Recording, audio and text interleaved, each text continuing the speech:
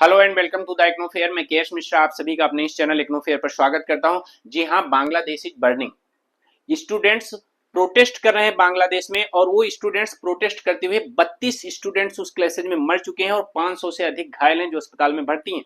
आप ये समझिएगा कि जो हॉस्पिटल में एडमिट हैं उनमें से भी ये नंबर बढ़ सकती है, डेथ के नंबर बढ़ सकते हैं। तो आखिरकार ऐसा क्या हुआ, स्टूडेंट क्यों प्रोटेस्ट कर रहे हैं, किस लिए इतना प्रोटेस्ट कर रहे हैं कि इतने ज्यादा क्लासेस सामने आ गए कि उसमें इतने सारे स्टूडेंट्स की जान चली गई है। इस सभी को हम बहुत डिटेल्ड में समझेंगे और समझने की कोशिश करेंगे कि आखिरकार बांग्लादेश में इस तरह के प्रोटेस्ट होने का क्या मतलब है। क्या रियल में ऐसा कुछ है या सब चीजें केवल पॉलिटिकल ही हैं। ठीक है, क्योंकि देखिए कहीं ना कहीं जो ये सब प्रोटेस्ट होते हैं, चाहे वो इंडिया में हो रहे हो या किसी या बांग्लादेश में हो रहे हो, ठीक है, वहां पर कहीं ना कहीं पॉलिटिकली जो है ये सब इंस्पायर्ड होते हैं। इनके जो पीछे हाथ होता है वो कहीं ना कहीं कुछ ऐसी विरोधी पार्टियों का, जो सत्ता पक्ष होता है उसकी विरोधी पार्टियों का होता है, जिसकी वजह से उसमें वो आग में घी डालने का काम करती हैं, ऐसा समझ लीजिए। वहां पर भी कुछ ऐसा ही चल रहा है। ठीक है, अब लेकिन ये प्रोटेस्ट जेन्युइन है या नहीं है, इस पे हम जरूर पड़ताल करेंगे। ठीक, तो आइए हम देखते हैं आखिरकार इस प्रोटेस्ट की वजह क्या है कि Bangladesh unrest 32 killed in violent clashes over job quota. ये जॉब कोटा क्या है सोचिए। एक चीज मैं आपको बताना चाहूंगा, भारत जैसे देश में अगर अभी कोटा को हटाने की बात चल जाए, ठीक है, तो प्रोटेस्ट होने लगेंगे, ट्रेन की पटरियां पटरियां उखाड़ी जाने लगेंगी, ठीक है, घर फूके जाने लगेंगे, पुलिस स्टेशन फूके जाने लगेंगे। लेकिन बांग्लादेश में उस जॉब कोटा को हटाने के लिए ये प्रोटेस्ट हो रहा है। जो एक पर्टिकुलर बात करेंगे कि किसको, अभी ध्यान दीजिएगा। तो वहां पर एक 30% का जो जॉब कोटा है, उस कोटा को हटाने के लिए प्रोटेस्ट हो रहा है बांग्लादेश में।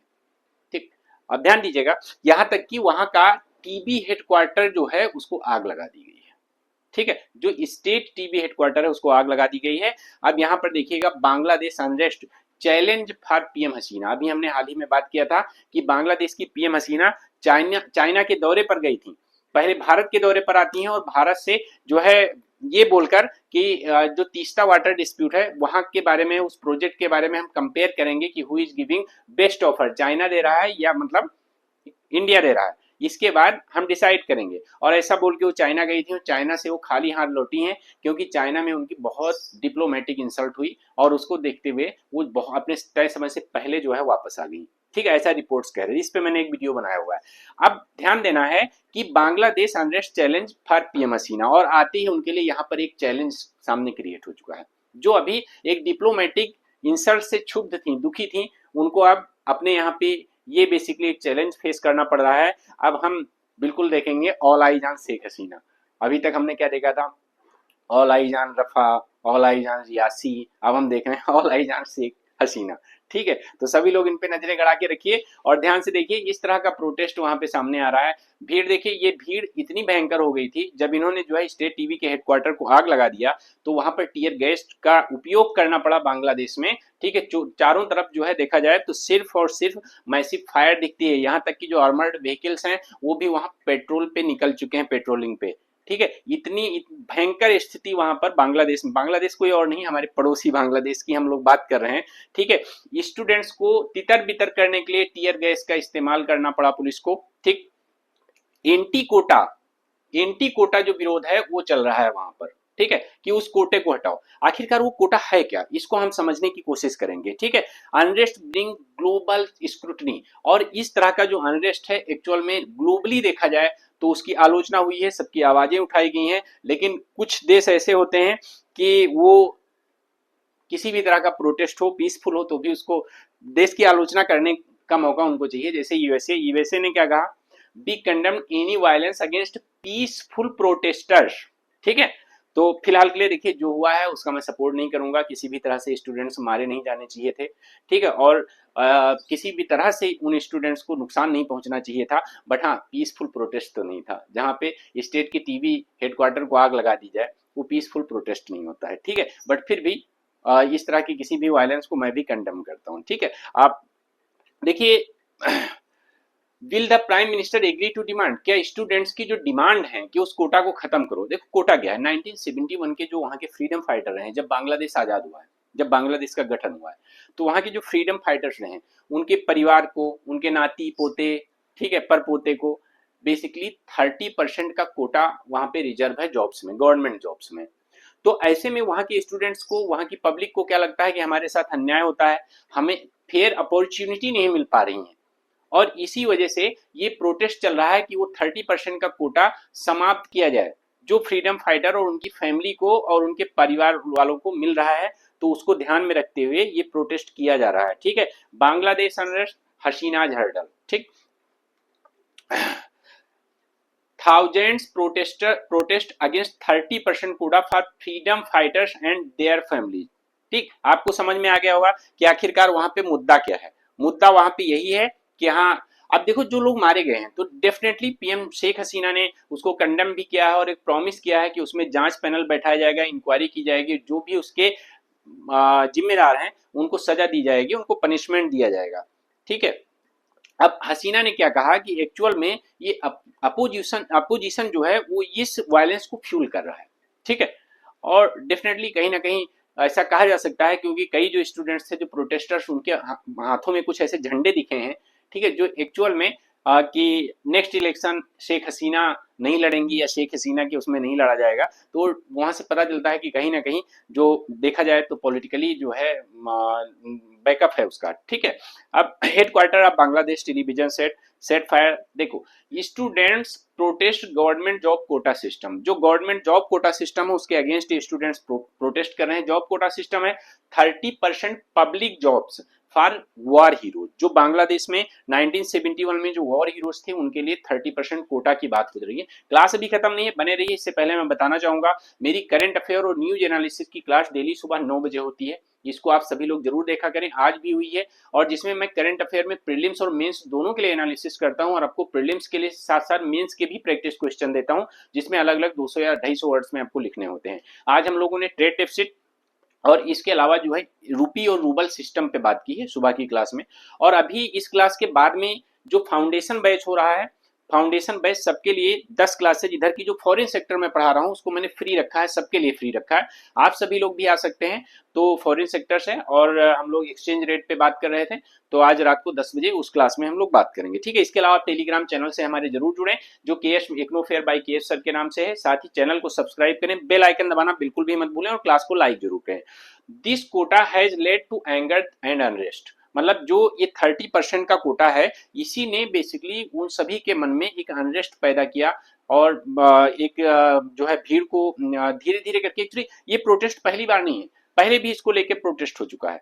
ठीक है, लेकिन कुछ हुआ नहीं था, बट इस बार स्टूडेंट्स ने और इन लोगों ने ठान लिया है कि आखिरकार हम इसका पूरा विरोध करेंगे, और जब तक ये कोटा हटेगा नहीं, भले हमारी जान चली जाए, लेकिन हम इससे कोई समझौता नहीं करेंगे, क्योंकि यहाँ पर हमें फेयर अपॉर्चुनिटी नहीं मिल रही। और ये बात एकदम सही है, फेयर अपॉर्चुनिटी नहीं मिल रही है, मैं इस चीज को भी मैं भी मानता हूं कि अगर 30% कोटा उन लोगों के लिए रिजर्व है, तो वहां की जो पॉपुलेशन है उसमें, बाकी देखो रिजर्वेशन कहीं ना कहीं आप देखें तो फेयर अपॉर्चुनिटी नहीं देता है। ठीक है, और इंडिया के परिप्रेक्ष्य में अगर मैं बात करूं तो यहाँ का रिजर्वेशन सिस्टम अलग है, बांग्लादेश का रिजर्वेशन सिस्टम अलग है। ठीक, स्टूडेंट कह रहे हैं कि आखिरकार ये 30% जॉब कोटा को समाप्त किया जाए। The current system limits opportunity for the majority, जो वहां का मेजोरिटी है उसके लिए अपॉर्चुनिटी नहीं मिलती है, अपॉर्चुनिटी पर लिमिट लगी हुई है, क्योंकि जो है 30% तो केवल उन्हीं के लिए रिजर्व है जो बेसिकली वॉर हीरोज हैं। ठीक है, Bangladesh police fire tear gas on students, all public and private universities have shut down, वहां पर जितनी भी पब्लिक और प्राइवेट यूनिवर्सिटीज हैं सब बांग्लादेश में बंद कर दी गई हैं, क्योंकि बांग्लादेश का सिचुएशन कुछ ऐसा चल रहा है। बांग्लादेश में यूनिवर्सिटीज में पुलिस तैनात कर दी गई है, फोर्स तैनात कर दी गई है, यहाँ तक कि जहां जहां जरूरत पड़ी है वहां पर जो है बेसिकली हैवी व्हीकल जो पुलिस के हैं वो भी तैनात किए गए। देखिए, ये पोस्टर आपको कुछ दिख रहा कह रहा होगा, no election under Sheikh Hasina और आवामी लीग। ठीक है, मतलब आवामी लीग या शेख हसीना के नेतृत्व में कोई इलेक्शन नहीं चाहिए, ये कुछ कह रहा है आपसे। देखिए, ठीक है, अब ये आपको क्या बता रहा है, ये आपको यही बता रहा है ये पोस्टर कि ये कहीं ना कहीं जो पॉलिटिकल सपोर्ट इसको मिल रहा है। ठीक है, BNP has been supporting the students protest, BNP वहां की एक्चुअली विपक्षी पार्टी है। ठीक है, और ये देखिए ये है मैडम, ये विपक्षी पार्टी की नेता है। ठीक, और ये कहीं ना कहीं सपोर्ट कर रही हैं, और वो ये पोस्टर आपको दिखा रहा है कि नो इलेक्शन अंडर हसीना। ठीक, ये स्टूडेंट्स के बीच में प्रोटेस्ट। ठीक, अब इससे आप समझ सकते हैं कि ये सिर्फ स्टूडेंट का प्रोटेस्ट नहीं है, एक पॉलिटिकल प्रोटेस्ट भी है। ठीक, हसीना को वहां से उतारने के लिए। BNP criticise governments for handling this situation, जिस तरह से सिचुएशन हैंडल की गई बीएनपी ने क्रिटिसाइज किया, और क्रिटिसाइज करना बनता भी है क्योंकि 32 स्टूडेंट्स की जान गई है, 500 से अधिक घायल हैं, तो डेफिनेटली बनता है। देखो अगर मैं बांग्लादेश की बात करता हूं तो 32 मिलियन आउट ऑफ 170 मिलियन ना तो कोई वर्क करते हैं ना स्टडी करते हैं, ठीक है, बांग्लादेश की बात है, ठीक।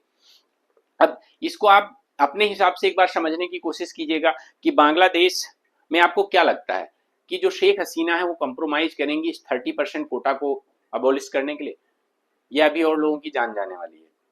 और 30% का जो कोटा है अगर ये अबोलिश कर दिया जाएगा तो भी एक वर्ग वहां पे ऐसा निकलकर सामने आएगा, वो भी प्रोटेस्ट करेगा।